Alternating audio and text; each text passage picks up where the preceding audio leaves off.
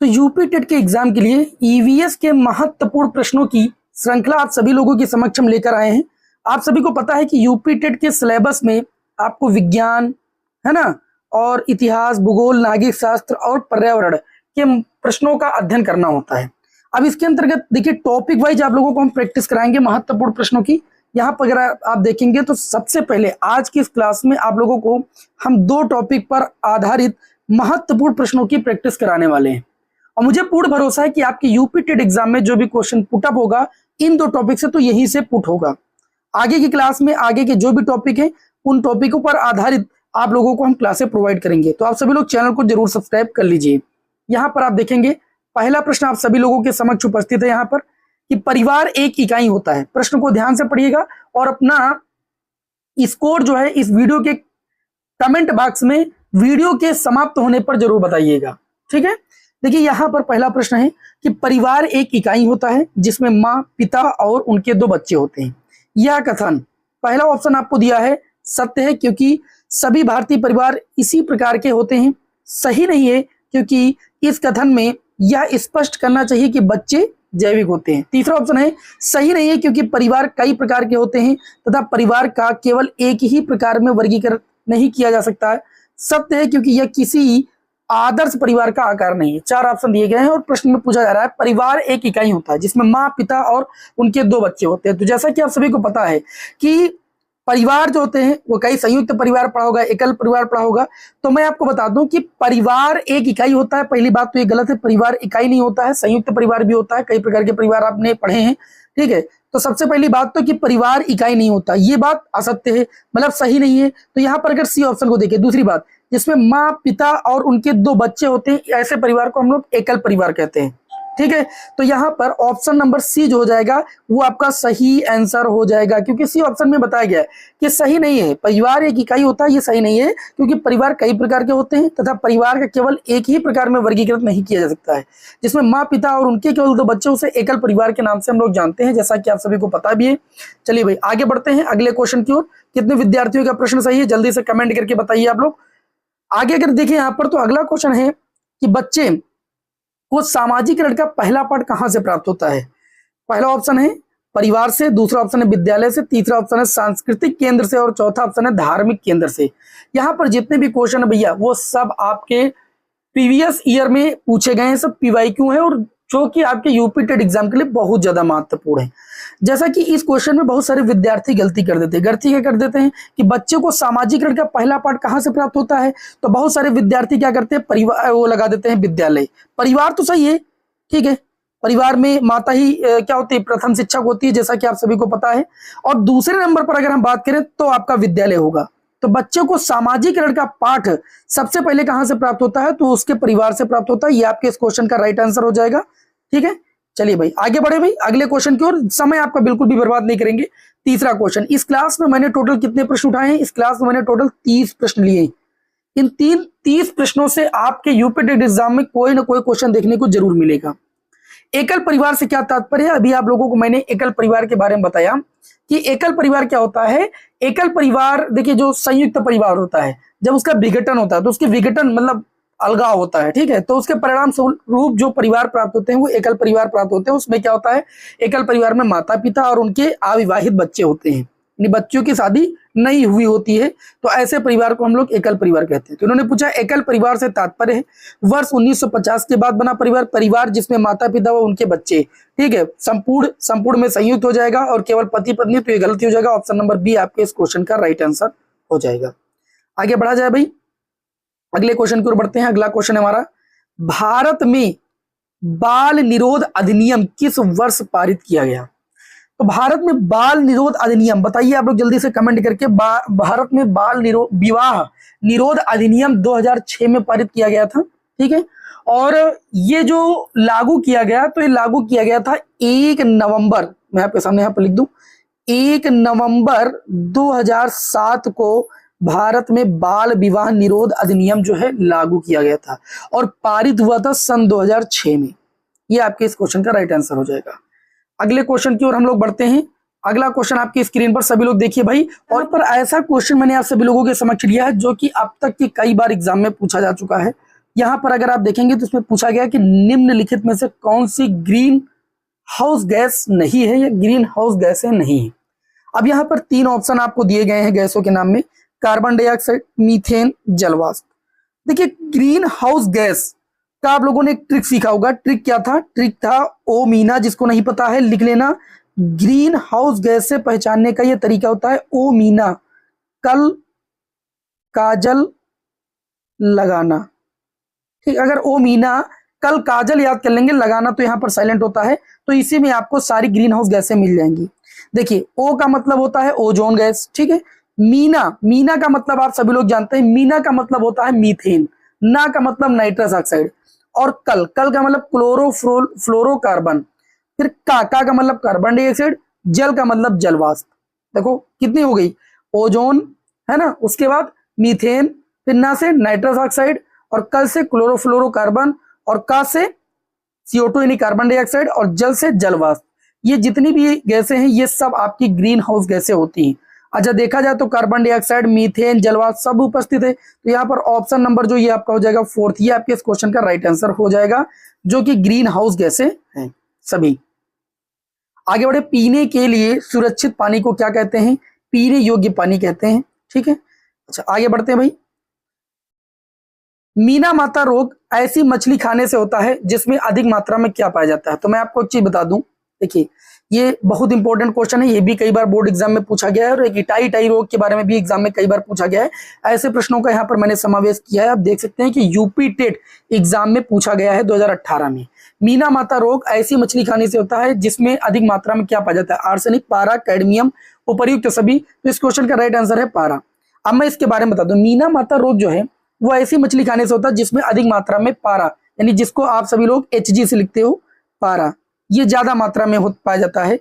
दरअसल देखिए जब ये रोग होता है किसी व्यक्ति को, तो उसके हाथ पैर मुंह शून्य हो जाता है, ठीक है। हाथ पैर की गति का समन्वय, जो हाथ पैर की गति होता है वो सही नहीं रहती है। हाथ पैर की गति में क्या होता है? समन्वय का अभाव पाया जाता है, ठीक है। हाथ पैर की गति सही तरीके से कार्य नहीं करती। जैसे आपने फालिस का नाम सुना होगा, किसी व्यक्ति के ऊपर जब फालिस अटैक हो जाता है, बिल्कुल वैसे ही लक्षण दिखाई देने लगते हैं, ठीक है। और ये बीमारी सबसे पहले जापान के मीना माता खाड़ी के आसपास रहने वाले लोगों में देखी गई थी।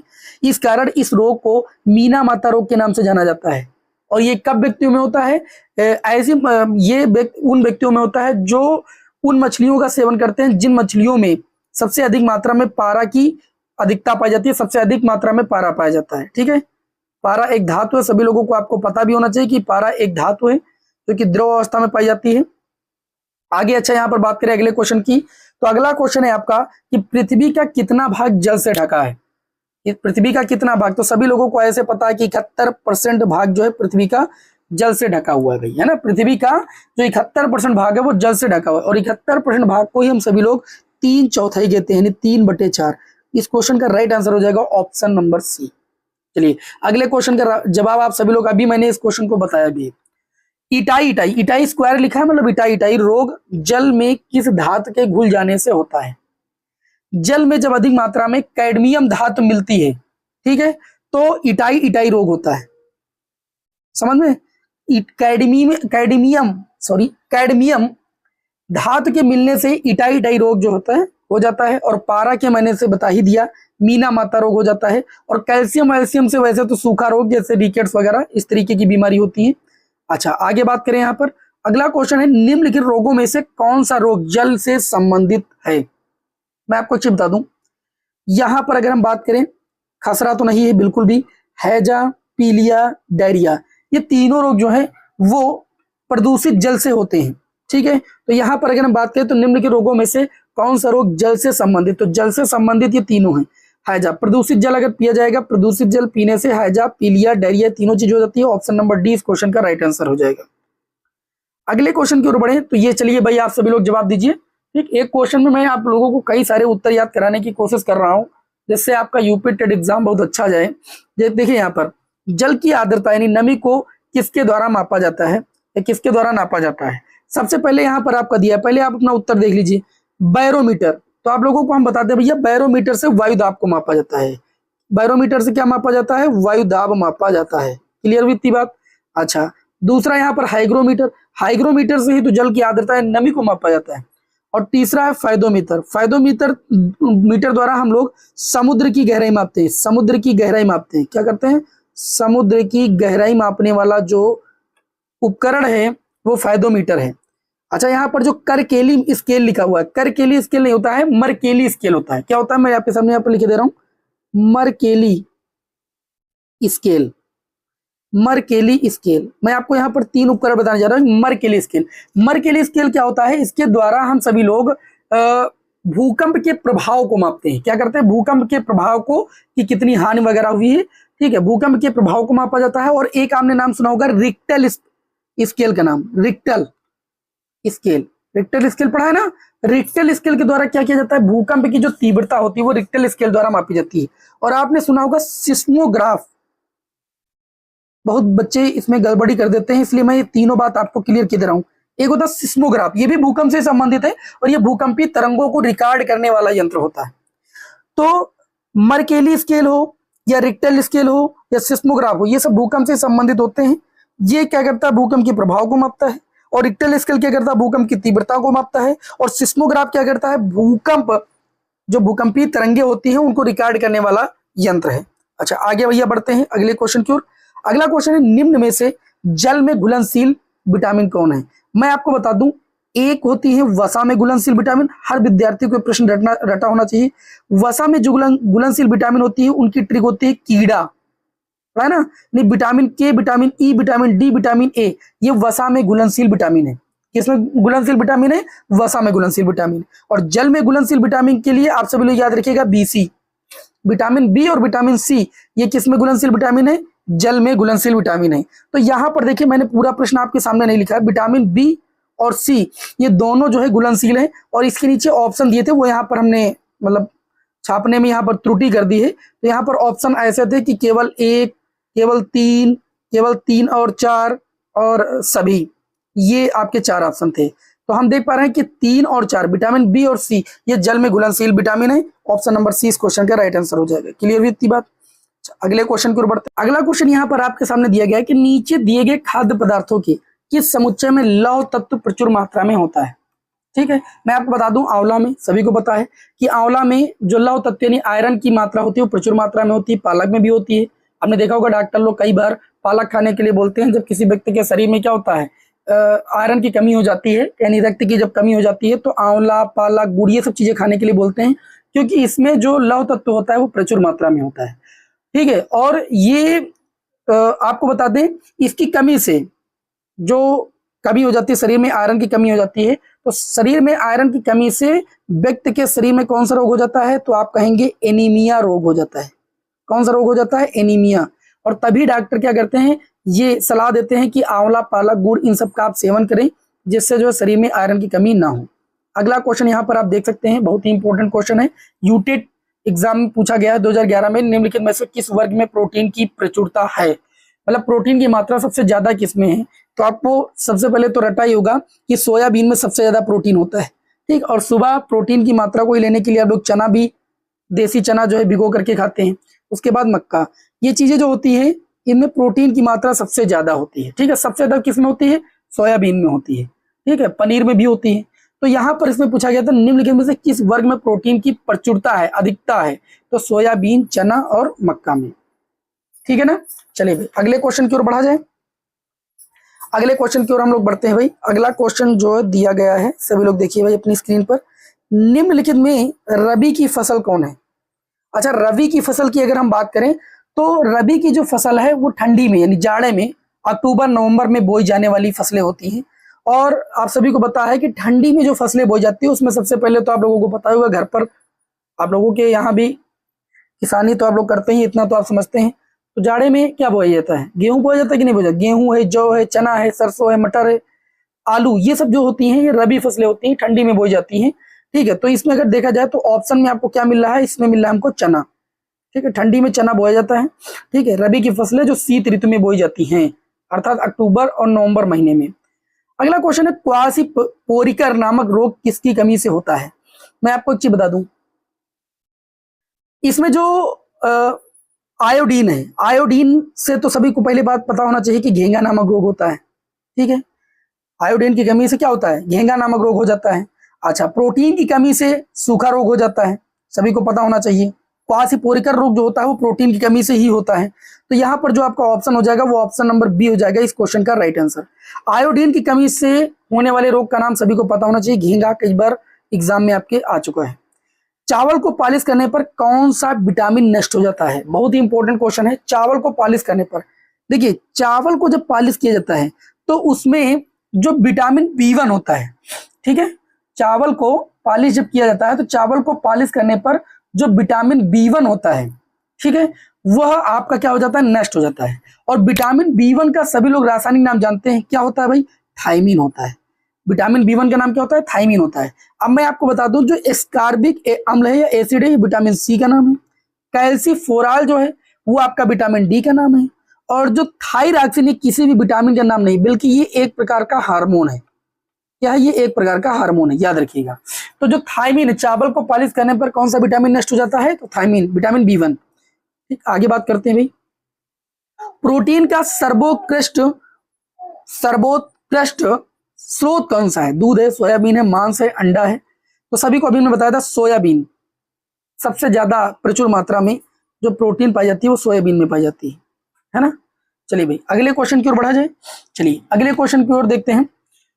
अगला जो क्वेश्चन दिया गया है बहुत ही बढ़िया क्वेश्चन है और इसको आप देखिए, विटामिन ए की कमी से होने वाला रोग कौन सा है? विटामिन ए की कमी से कौन सा रोग होता है? सभी को पता है कि विटामिन डी की कमी से रिकेट्स यानी सूखा रोग जिसको आप कहते हैं, विटामिन डी की कमी से सूखा रोग होता है। स्कर्वी विटामिन सी की कमी से रोग होता है। रतौंधी विटामिन ए की कमी से रोग होता है ना। और जो क्वासकोर होता है, क्वासकोरकर जो होता है वो आपका अभी मैंने बताया था कि प्रोटीन की कमी से होता है। तो इस क्वेश्चन का जो राइट आंसर हो जाएगा वो आपका हो जाएगा रतौंधी। विटामिन ए की कमी से होने वाला रोग कौन सा हो जाएगा? रतौंधी। अगले क्वेश्चन की ओर बढ़ते हैं। किस विटामिन की कमी से घाव से रक्त का बहना नहीं रुकता? अगर आपके शरीर में विटामिन के की कमी है, किसकी? विटामिन के की कमी, तो विटामिन के की कमी से घाव से रक्त का बहना नहीं रुकता, यानी थक्का नहीं बन पाता है। ठीक है। और आपको याद होना चाहिए कि ये vitamin C, vitamin A, vitamin B के बारे में बता चुका, तो विटामिन के याद रखिएगा, इससे रक्त का थक्का नहीं बनता अगर शरीर में इसकी कमी होती है। निम्न में से कौन सी खरीफ की फसलें नहीं? अभी मैंने रबी की फसलें बताई थी जो कि ठंडी में मतलब जो है जिनकी बुआई की जाती है। अगर हम बात करें खरीफ की फसल, तो खरीफ की जो फसलें होती हैं वो जून जुलाई, जो कि इस समय जून जुलाई चल ही रहा है, आप सभी को पता है जून जुलाई आने वाला है।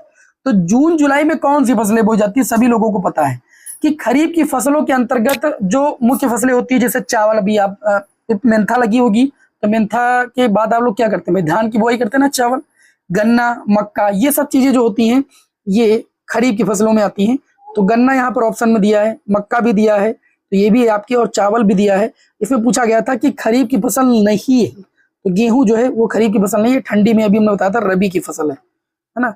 रक्त का थक्का बनने में सहायक कौन होता है? अभी हमने बताया विटामिन के। ठीक है। अगले क्वेश्चन की ओर बढ़ते हैं। एक अध्यापक आलू, चावल, ब्रेड व शक्कर के उदाहरणों का सहारा लेता है तो वह क्या पढ़ाना चाहता है? देखिए आलू, चावल, ब्रेड और शक्कर में कार्बोहाइड्रेट की मात्रा होती है, तो अगर इन चीजों का उदाहरण लेकर वो पढ़ा रहा है क्लास में तो इसका मतलब वो कार्बोहाइड्रेट को लेकर पढ़ाने की इच्छा रख रहा है, यानी कार्बोहाइड्रेट को पढ़ाना चाह रहा है, कार्बोहाइड्रेट नामक टॉपिक को क्लास में पढ़ाना चाह रहा है। अच्छा अगले क्वेश्चन की ओर बढ़ा जाए भाई। देखिए कितने बढ़िया बढ़िया मैंने क्वेश्चन आप सभी लोगों के समक्ष लिए हैं, तो क्लास को एक बार लाइक कर दीजिए, चैनल पर नए तो सब्सक्राइब जरूर कर लीजिए। अगला है आपका विटामिन सी का रासायनिक नाम। मैंने अभी आपको बताया ही था कि विटामिन सी का रासायनिक नाम होता है एस्कार्बिक अम्ल या एस्कार्बिक एसिड। ठीक है। अगले क्वेश्चन की ओर बढ़े अगर हम, तो अगला क्वेश्चन है विडाल टेस्ट का प्रयोग जांचने में किया जाता है। एक होता है विडाल टेस्ट और एक होता है आपका एलिसा जांच या एलिसा टेस्ट, ये दोनों बहुत ही इंपॉर्टेंट है। अगर हम बात करें विडाल टेस्ट, तो विडाल टेस्ट जो होता है वो आपका टाइफाइड जांचने में विडाल टेस्ट का प्रयोग किया जाता है। ठीक है। अच्छा आगे बताइए भैया आप लोग, ये जो एलिसा जांच का प्रयोग किसमें किया जाता है? तो मैंने अभी आपको बताया एलिसा जांच का प्रयोग जो है वो एड्स को जांचने में किया जाता है। किसको? एड्स को जांचने में, ये तो नहीं भूलना एलिसा एड्स, है ना। चलिए भाई आगे बढ़ते हैं हम लोग। अगला क्वेश्चन है इंसुलिन की कमी से होता है, आजकल रोगों में आपने देखा होगा कि बहुत ज्यादा रोग एक देखने को मिलता है जिसे आप सभी लोग शुगर बोलते हैं, मधुमेह, है ना। इंसुलिन की कमी से कौन सा रोग हो जाता है? मधुमेह हो जाता है। स्कर्वी वाला जो रोग है ये आपका विटामिन सी की कमी से हो जाता है। रिकेट्स विटामिन डी की कमी से हो जाता है, बेरी बेरी विटामिन बी की कमी से हो जाता है। अच्छा, इंसुलिन या मधुमेह या जिसे आप शुगर कहते हैं, इसमें क्या होता है, इस रोग में रक्त में शर्करा की मात्रा बढ़ जाती है, इसीलिए शक्कर मीठी चीजें खाने के लिए रोगी को मना किया जाता है। और इसमें क्या होता है, रोगी को बार बार प्यास लगती है, ठीक है, और शर्करा मूत्र के माध्यम से बाहर निकलने लगती है, ठीक है, जिसे मधुमेह की संज्ञा दी जाती है। आगे चलिए बढ़ते हैं हम लोग। बात करें मानव गुर्दे में पथरी बनी होती है, मानव गुर्दे में जो पथरी होती है वो किस चीज की बनी होती है, तो कैल्शियम ऑक्जेलेट की बनी होती है, ठीक है। अगले क्वेश्चन की ओर बढ़ते हैं हम लोग। अगला क्वेश्चन है, कौन सी प्रोटीन दूध में पाई जाती है? सभी को पता है प्रोटीन में कौन सी प्रोटीन जो है दूध में कौन सी पाई जाती है, तो आप कहेंगे केसीन नामक प्रोटीन जो है दूध में पाई जाती है। इस तरीके से हम सभी लोगों ने 29 क्वेश्चनों को सॉल्व कर लिया। ये हमारा अगला लास्ट क्वेश्चन होगा इस क्लास का, और मैं उम्मीद करता हूं कि मैक्सिमम विद्यार्थियों को इन प्रश्नों से लाभ मिला होगा। बहुत सारे बढ़िया बढ़िया प्रश्न आप लोगों ने देखे यहाँ पर, जो कि प्रीवियस ईयर के टेट के एग्जाम में पूछे भी गए हैं। निम्नलिखित में से कौन सा अलग समूह से संबंधित है? देखिए आपको बता दें, स्कर्वी है, रिकेट्स है, रतौंधी है, ये तीनों जो रोग हैं ये सब विटामिन की कमी से होने वाले रोग। स्कर्वी सी विटामिन ए की कमी से, रतौंधी और रिकेट्स विटामिन डी की कमी से। यहाँ पर जो आपका रेबीज है, ये आप सभी को पता है कि रेबीज कुत्ते के काटने से होता है, ठीक है। तो ऊपर वाले जो रोग हैं ये सारे जो है विटामिन की कमी से होने वाले रोग हैं, ठीक। तो सबसे अलग समूह जो हो जाएगा वो रेबीज के हो जाएगा। अब आपने 30 में कितना स्कोर किया ये मुझे आप यहाँ पर कमेंट बॉक्स में करके बताइए। बाकी नेक्स्ट क्लास में जो आगे के टॉपिक हैं उन पर PYQ आप लोगों को हम प्रोवाइड करेंगे, ठीक है। चलिए मिलते हैं नेक्स्ट वीडियो में। जय हिंद, वंदे मातरम।